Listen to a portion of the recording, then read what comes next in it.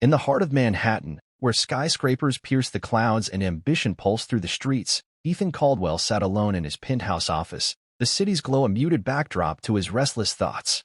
At 42, he was the CEO of Caldwell Enterprises, a tech empire he'd built from a single line of code written in his college dorm. His life was a symphony of board meetings, stock options, and late-night emails, but it lacked a melody, something real, something human. Ethan wasn't lonely in the way most people understood the word. He had acquaintances, employees, and invitations to galas he rarely attended. Yet, as he stared at the skyline, he felt a quiet ache, a void no amount of success could fill.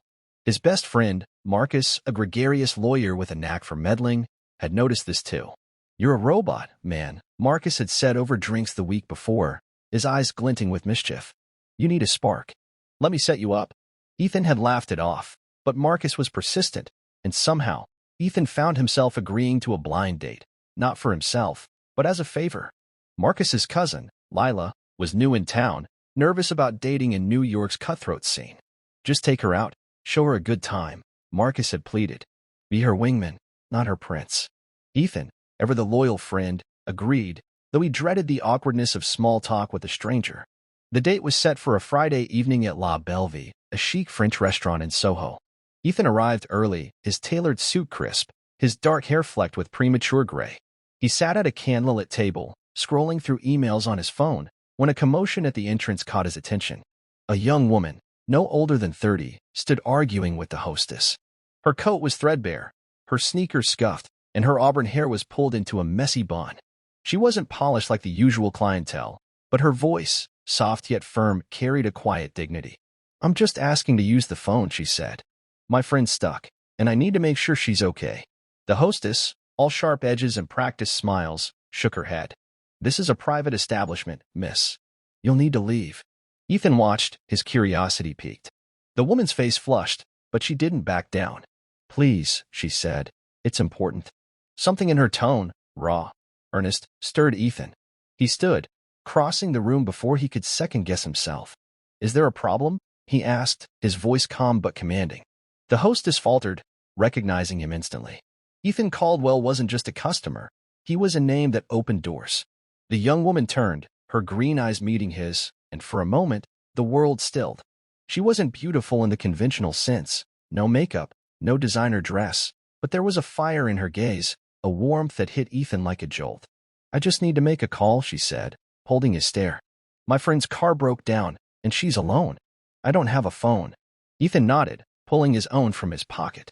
"Use mine," he said, handing it to her. She hesitated, then took it, her fingers brushing his.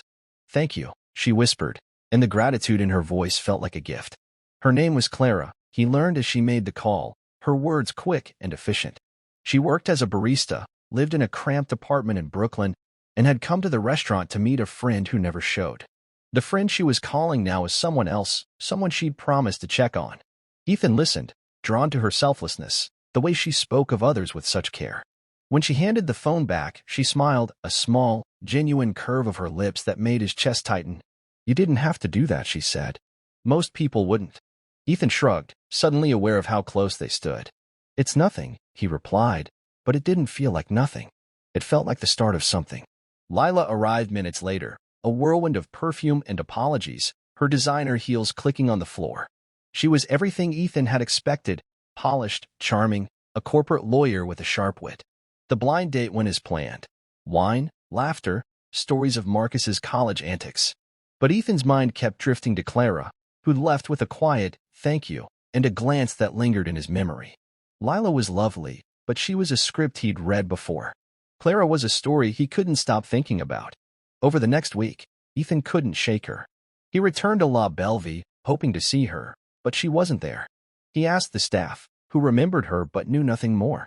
Frustrated, he confided in Marcus, who laughed. "You're smitten with a stranger? That's not you, man." But Ethan didn't care. He felt alive in a way he hadn't in years, driven by a pull he couldn't explain. He found her by chance at a coffee shop in Brooklyn, her apron stained with espresso, her smile as warm as he remembered. "You again?" she said, teasing, when he approached the counter. "Stalking me now?" Ethan grinned, his usual composure faltering. "Maybe I just like the coffee." They talked, first about nothing, then about everything. Clara was a painter, scraping by on tips to fund her art. She volunteered at a shelter, helped her neighbors, lived for others in a way Ethan's world rarely allowed. He was captivated, not just by her, but by the life she led, one of struggle, yes, but also of purpose. Their first date was a walk through Prospect Park, her favorite place. She pointed out her favorite trees, told stories of painting there at dawn. Ethan, used to boardrooms and contracts, felt out of place but exhilarated. He told her about his company, his late nights, the pressure of being the man everyone relied on. She listened, really listened, and when she touched his arm, it was like a spark. But doubt crept in. Ethan's world was one of wealth and power. Clara's was grit and heart. His board would scoff. His peers would whisper. What was he doing, chasing a barista?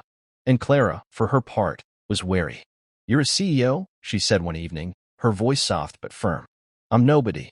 What's this really about? Ethan wanted to tell her she was everything, but the words caught in his throat. Instead, he showed her small gestures, like bringing her paint supplies or helping at the shelter. He didn't want to fix her life. He wanted to be part of it. The turning point came one rainy night. Clara called, frantic. The shelter had flooded, and they needed hands.